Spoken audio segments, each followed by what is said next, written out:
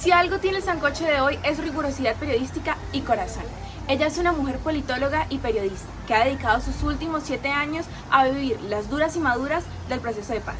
Juanita Vélez, en su último libro, Una guerra después, relata los detalles aún desconocidos de un país lleno de violencia. Para mí, todo un ejemplo a seguir.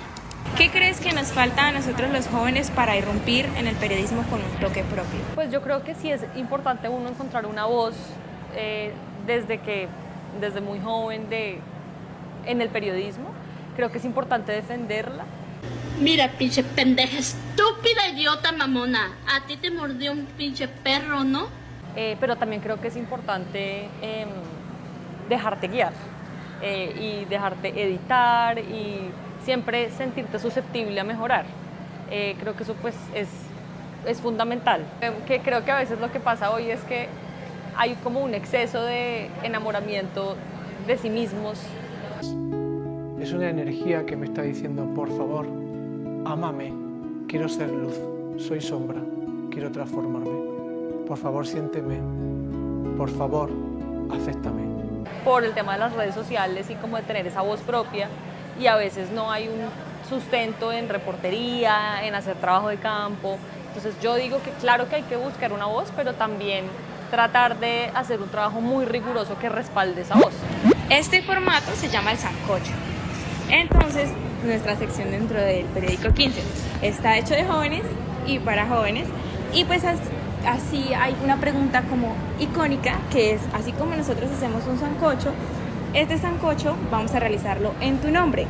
Entonces, ¿a qué personajes, vivos o muertos, dinos 5 a los que invitarías? Bueno, pues yo invitaría al sancocho a mi mamá, a mi papá, que está muerto, entonces sí que lo invitaría al sancocho.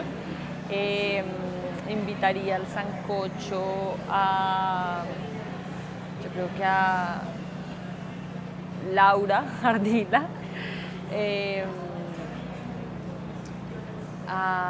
y a mis 2 sobrinitas, a Matilde y a Emilia, mis 2 sobrinas. Ya pues hablando ya un poco más pues del libro, ¿cuáles fueron los principales retos al comenzar a escribir? Para comenzar a escribirlo, pues mira, para mí el principal reto era que este libro surgió de tener historias sobre el aterrizaje del acuerdo de paz que estaban, por así decirlo, como despegadas una de otra. O sea, yo estaba haciendo reportería para publicar historias en un medio y yo en ese momento no veía cómo se podían unir esas historias, cómo se podían unir esos pedazos. Ay, ese papeleo, ¿no sería mejor mandarlo a volar? ¿Sí? Y el desafío más grande para la escritura fue, uno, entender que escribir un libro es un reto muy distinto a escribir un artículo periodístico, que tú tienes que mantener una atención y una atención del lector por mucho más tiempo. Wade, concéntrate. Y eso es un reto pues, narrativo diferente. Eso por un lado. Y por otro, cómo hacer para juntar todos esos pedazos y que no me quede un sancocho, ¿sí? Y eso, la manera en la que traté de que no me quedara un sancocho fue escogiendo muy como pausadamente unos personajes centrales que guían la narración. A mí me gusta mucho pensar que uno, al escribir cualquier cosa, un texto corto o largo, en este caso pues este libro, pues uno tiene que ir como en un río llevando al lector y pues tú tienes que lograr o sea, te tienes que desviar para contar algo importante, pero tienes que volver a ese cauce central, ¿no? Y para mí siempre el río hacia adelante era a través de los personajes, que esos 5 personajes fueran conmigo en el barquito y no yo irlos como dejando por ahí tirados en la narración. Entonces eso fue lo más difícil, como darme cuenta que tenía un sancocho, que tenía que organizarlo y cómo organizarlo. Dentro de tu proceso de escritura, yo necesito entender, para no caer en una crónica o en una recapitulación histórica de lo mismo que hablábamos de tantas cosas, ¿cómo crees que lograste ese balance entre mostrar un lado humano, pero ser fiel a la historia? Esa es una muy buena pregunta. Yo creo que siempre tener presente que los 2 elementos, como mostrar un lado muy humano, pero que eso siempre esté sopesado con datos más duros, con reportería más dura, te van a hacer la historia más sólida, ¿sí? Y yo sentía que no podía contar lo uno sin lo otro porque se quedaba incompleto. Entonces lo que tú ves en el libro es pues una reportería lo más minuciosa que pude tratar de hacer de los personajes, de qué les daba miedo, de qué les gustaba, de cómo viven sus vidas hoy, de cómo son sus rutinas, pero eso contado también y soportado también en datos más duros que nos hablan de historias más grandes. Por ejemplo, está contada la historia de cómo a Luz Marina Giraldo, una exguerrillera del bloque oriental, pues le matan a su esposo, y cómo a partir de esa historia, que es muy personal, tú puedes contar un proceso mucho más amplio que es el asesinato de exguerrilleros de las FARC. ¿Ah? ¡Ay, por favor! Tienen que admitir que esto es genial. Entonces, es como un poco ponerle cara a las historias, o sea, ponerles ese lado emocional, pero no perder de vista toda esa parte más dura que debe tener pues el periodismo. Para muchos pelados, la violencia en Colombia, pues al no afectarlos directamente, pues como que nunca sucedió, entre comillas, podríamos decir. ¿Qué decirle a estos jóvenes? ¿Cuáles dirías tú que fueron los mayores logros del acuerdo y que sin duda hacen que todo el esfuerzo vale la pena? Pues a mí me parece que desarmar a 13.000 personas no es menor, y esa es la cifra, digamos, actual de personas que dejaron las armas. ¿Vieron eso? Eso es ser bárbaro. Eso me parece que ya es muy importante. Es mucho, muy importante, ¿no? Me parece que apostarle a un país en donde las regiones importen más, que abandone ese bogocentrismo. Acá en Bogotá, mi familia es de acá de Bogotá, entonces prácticamente yo soy muy re rolo. Que le apueste a construir una democracia más de abajo hacia arriba, que era un poco la idea del acuerdo de paz de las FARC, que al final no se implementó así, pero esas intenciones, yo sí creo que, pues, que muestran un horizonte distinto, y me parece que por esas razones vale la pena. Creo que hay un boquete de verdad enorme que el acuerdo también ha posibilitado. O sea, no tendríamos jurisdicción especial para la paz, ni tendríamos una comisión de la verdad, ni tendríamos una unidad de búsqueda de personas dadas por desaparecidas, no tendríamos instituciones que nos están contando qué pasó en el conflicto armado. Uy, no lo puedo creer. Pues sin este proceso. Y esto no es, digamos, una defensa pues total al acuerdo de paz, sino al contrario, igual esto ha tenido muchos obstáculos y ha tenido muchos tropiezos, pero yo creo que el legado que se le deja a la juventud es muy grande, gracias también a un proceso como este que ha tenido sus aciertos y sus desaciertos. Algo que me llamó mucha atención de tu libro fue la relación de las FARC como comunidad, ese apoyo incondicional que pues tenían entre ellos, que aún pues cuando soltaron los fierros pues su prioridad era estar juntos. Crearon manuales, bueno, se la guerrearon para vivir, pero pues muchas veces se les sataniza pues como organización. ¿Crees que pueden enseñarnos algo a todos? Pues yo creo que las FARC claramente hicieron cosas muy reprochables, y pues que fueron una guerrilla que hizo mucho daño. Entonces eso sin duda pues es un hecho. Ahora, hay ciertos elementos de la manera como se organizaban, de cómo se pensaban, que creo que, pues, como tú lo dices, el libro muestra, y que yo calificaría pues como de tal vez muy interesantes, porque este tema de la vida colectiva, de cómo la querían preservar aún sin armas, de cómo se entienden como una familia. Queremos familia, no queremos bombas. De cómo se ven a sí mismos, pues es algo muy interesante, y que como periodista era importantísimo entender, porque si tú no lo entendías, tampoco era tan fácil vislumbrar cuáles eran sus intereses reales, cómo se veían después de dejar las armas. Es decir, si tú no te das cuenta que ellos tienen esa visión, pues vas a verlos desde un lugar que no es, ¿sí? Entonces, parte del esfuerzo pues fue intentar dilucidar eso, y pues yo creo que esas son formas de pensarse que pues son interesantes y que uno podría valorar hoy como positivas o negativas, pero pues que son muy propias de ellos, ¿no? Así como para muchos jóvenes hoy el celular es como una extensión de ellos mismos, en el libro tú relatas la conexión arma-guerrillero. ¿Cómo o cuál fue tu primera impresión al notar estos comportamientos y crees que dejaron de ser ellos mismos cuando dejan su alias y el arma? Yo creo que el arma sí tiene un componente que yo no había visto y que, como tú bien dices, está narrado en el libro porque me salió mucho en la reportería, y era el grado de importancia que tenía, o sea, era lo que les daba la identidad, les daba un seguro de vida y lo describen como una parte del cuerpo. Entonces, cuando tú entiendes la importancia de lo que era para ellos un fusil, entiendes la importancia de lo que es para ellos dejarlo. Eso tiene mucho sentido. ¿Sí? O sea, no, porque digamos en la opinión pública había una percepción de, bueno, pues dejan los fusiles y ya, y se meten a la política. Pero entender el significado que tenía el fusil para ellos te daba a ti una idea de lo que estaban dejando y lo que para ellos era importante. Entonces, pues eso fue para mí muy interesante en la reportería, y curiosamente llegué a eso porque César Lazo, el policía, pues duró 13 años con ellos, y él me decía, ni yo que soy policía y que duré tantos años con un arma, le guardaba esa relación. O sea, es que ellos la limpiaban, la trataban como si fuera un amante.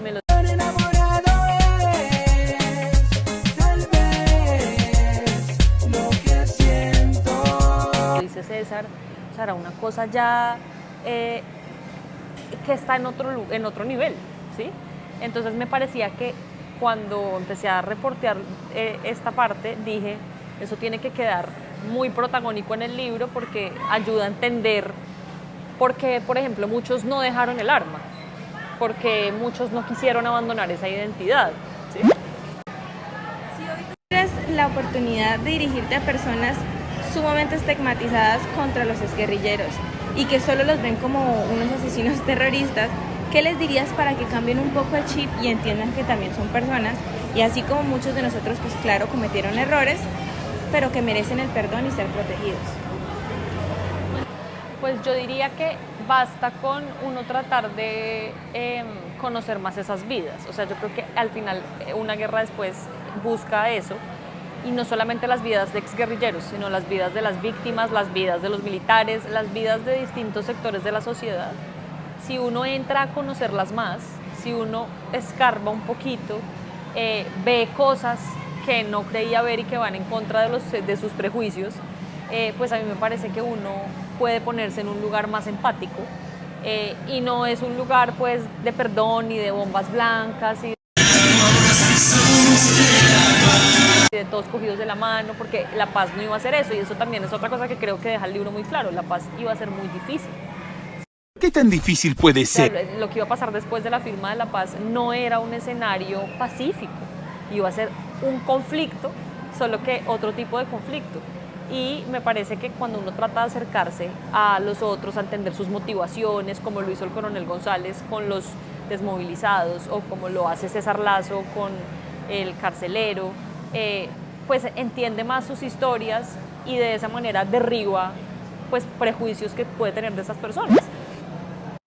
Bueno, como ahorita tú mismo hablabas, pues el gobierno Duque pues fue una pieza de tropiezo pues para la transición del acuerdo. Pues tú mismo me hablabas que pues ahorita ellos tenían esas apuestas hacia Petro, pero pues ahora con su nueva propuesta de la paz total, ¿tú crees, desde tu opinión, que sea posible de una vez por todas sentarse en diálogo con el resto de grupos armados? Yo creo que es muy difícil concretar esa apuesta de la paz total con todos al tiempo. Creo que ahí los desafíos son, o sea, lo que uno aprende del proceso de las FARC, pues es que fue un proceso que tomó mucho tiempo, que fue muy complejo, y que no tenía a otras mesas abiertas que podían incidir en esa mesa de las FARC. Bueno, la del ELN estuvo ahí por un tiempo, pero pues digamos avanzó a velocidades diferentes. La apuesta de la paz total pues es difícil porque es abrir mesas con varios o todos los grupos armados a los que el gobierno les conceda el estatus político, y es muy difícil que lo que pasa en una mesa no termine afectando lo que pasa en las demás. Entonces, ¿eso se puede? Yo quiero. Que las demandas mismas sean tan amplias, pues que terminan siendo muy difíciles de concretar. De hecho, uno de los hallazgos más interesantes que yo encontré haciendo la reportería para este libro es que las FARC tenía un poco la expectativa de que las cosas que no pudieran negociar ellos con el Estado y que se llamaban las salvedades, o sea, las cosas que conversaban pero el Estado decía no, como por ejemplo renegociar todos los tratados de libre comercio. Entonces el gobierno decía, nosotros no vamos a negociar eso, se va para el congelador. Ese tipo de iniciativas que son muy amplias, las FARC, ahí está la prueba de Carlos Antonio Lozada, ex miembro del Bloque Oriental, dijo en una reunión de las FARC, no importa que eso se quede en el congelador de las FARC, las podemos revivir con el ELN. Maravillosa jugada, jugó magníficamente la partida entera. Y yo creo que eso es muy diciente de hasta dónde se espera pues que estos acuerdos lleguen, ¿no? Como si vamos a lograr cosas tan maximalistas como renegociar todos los tratados de libre comercio o hablar de toda la doctrina militar o renegociar el modelo económico, o sea, cosas tan amplias, pues eso va a ser muy difícil que las negociaciones, uno, tengan buen puerto, dos, que lleguen a algún lugar en el tiempo, porque puede que nos quedemos años hablando de eso. Y hay un asunto fundamental también con la paz total y es el asunto de la dejación de las armas. El suelo y el techo es mío, tus sentimientos también. Nunca lo olvides, todo lo que veas es mío, mío, mío, mío, mío. Aquí estamos hablando de disidencias que tienen una posición muy dura frente a la dejación de las armas. O sea, el Estado Mayor Central de Iván Mordisco, sobre todo, ellos tienen una posición de nosotros no vamos a dejar las armas como las FARC y no vamos a dejar las armas hasta que no se logren todas las reformas estructurales que pedimos. Entonces el ELN también ha tenido una postura de no dejamos las armas hasta que no veamos concretadas las reformas. Ya no, hijo, no te creo. Eso, si tú lo llevas a la práctica, puede significar décadas de que no dejen las armas. Entonces a todo eso se enfrenta el gobierno de Petro y yo creo que al gobierno de Petro le ha faltado un poco más mirar lo que pasó en el proceso de La Habana, porque ahí hay muchos, o sea, hay un espejo en el que uno puede aprender cosas buenas y malas. Pero creo que este gobierno ha entendido que la paz total es como otro proceso, que es cierto, pero no pueden desconocer tampoco esto que viene antes. Tú hiciste algo increíble y pues fue que escribiste lo que muchos no ven, la historia después de la guerra como tú misma lo has dicho. Cuando las cámaras se apagaron y la verdadera revolución inició, una guerra después. ¿Cuál sería tu mensaje para todos esos periodistas que hasta ahora comienzan su viaje, así como yo, y que les tal vez asusta atreverse a tomar grandes riesgos y hablar sobre esos temas que incomodan? Yo creo que un consejo muy grande es que ahí donde ustedes sientan que tienen su curiosidad, vayan, que el trabajo de verdad hecho con honestidad y la reportería hecha con honestidad paga frutos, que el esfuerzo y la satisfacción de uno entender algo y poderlo contar es infinito. Anota eso, anota eso. Entonces ese es como el consejo que les daría, como que no se rindan ante un no de una fuente, ante un no de no poder ir a un viaje. Todo se puede encontrar, aunque lo creas perdido. No, este comandante no me quiso entrevistar, no quiso aparecer en la entrevista, me pasó muchas veces, y uno siente pues como una desilusión. Y también haciendo este libro yo muchas veces lo sentí, yo no sabía bien para dónde iba. Yo mientras escribía los capítulos decía, pero esto ¿será que sí tiene sentido? ¿Será que sí tiene sentido que yo saque esto en 2023 cuando el acuerdo fue hace 7 años? ¿Dónde acabo? ¿Sí? Y yo creo que todas esas dudas son muy válidas, pero siempre tratar de ganarle a esa mente que te está diciendo esas cosas y creer en uno y en el trabajo que uno está haciendo y defenderlo. Ese es como el consejo que les doy, porque todos los regalos que me ha traído este libro que es la manera como lo han recibido los lectores, la manera como interpretan algunas cosas, es para mí la mayor satisfacción como periodista.